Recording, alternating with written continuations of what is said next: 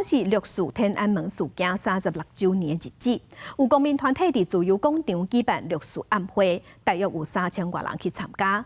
因若伫香港已经是第6年无法度来办纪念暗会，阁有人是因为沙顶悬有印标语，全互警方掠去。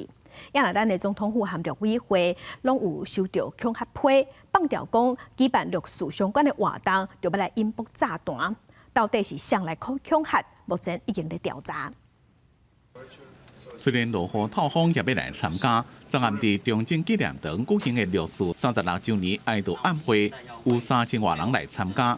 另外团体代表带所有人离开64秒。绿委会副主委致辞时阵，对中共提出3项呼吁：台湾真相、海政和民众，卖国干扰台湾的民主政治。我们更是要呼吁中共，不要对于台湾的民主政治指手画脚。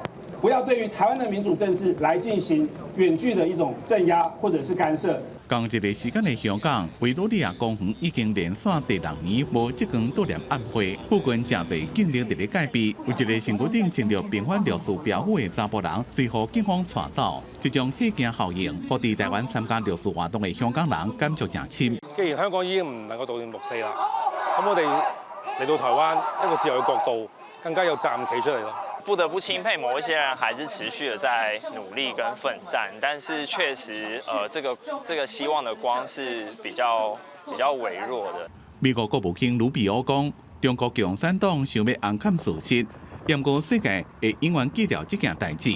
中国是正不满，讲已经向美国方面提出严正交涉。